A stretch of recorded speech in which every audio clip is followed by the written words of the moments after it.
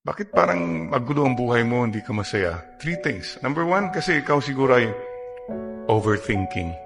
Isip ka ng isip. It's all about. Maya-maya, rewind ka ng rewind, forward ka ng forward. It's all here. Maya-maya, hindi ka na makatulog, worry ka na ng worry. Because you're operating always from here. We pray in this Mass with the grace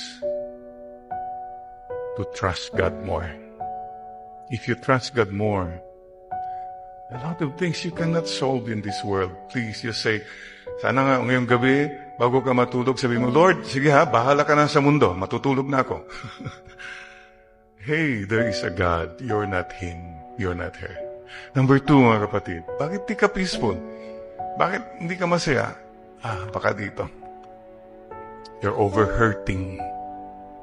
Hindi ka let go ng mga galit mo, hindi ka maka-forgive, dami kang tampo, dami kang mga sama ng loob, marami kang mga hugot. Ang bigat, kapatid. Be kind to yourself, please. Ano pong hingin natin kay Lord sa misang ito? Lord, give me the grace to forgive. Forgive na lang. Bahala ka na, Lord. Ang hirap mag-forgive, no? Lalong-lalo na yung mga taong nakasakit sa akin. O lalo-lalo na yung mga taong napakayabang. I'd like you now to think of any person in your life right now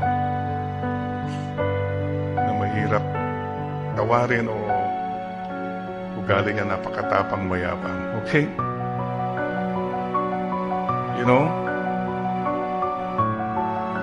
The bottom line is this. Mamamatay din yun eh.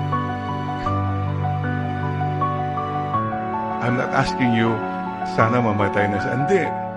Mamamatay din siya. Mawawala din siya. So what do you do?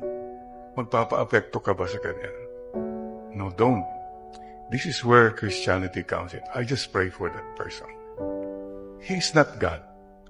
She is not God. That kind of attitude. Okay, Lord. Everything is passing. Everyone is passing. Everyone is on the way. So don't pray na, sana mamatay siya. Mamamatay siya. No need to ask for that. Huwag ka na makialam kay Lord. Huwag ka mag-suggest. No, God has His own time. We cannot take over. We cannot be the ones to decide who lives, who dies. God gave us the life. So, yan po. Pag pinagdasal mo na isang tao, naka-forgive ka na, magaan na rin. And the third thing is, why are you not happy? Bakit parang walang peace sa buhay mo? Baka ikaw ay over-fighting. Lahat tinapatulan mo. Wala kang pinapalampas. May debate. Ako dapat, may kaaway.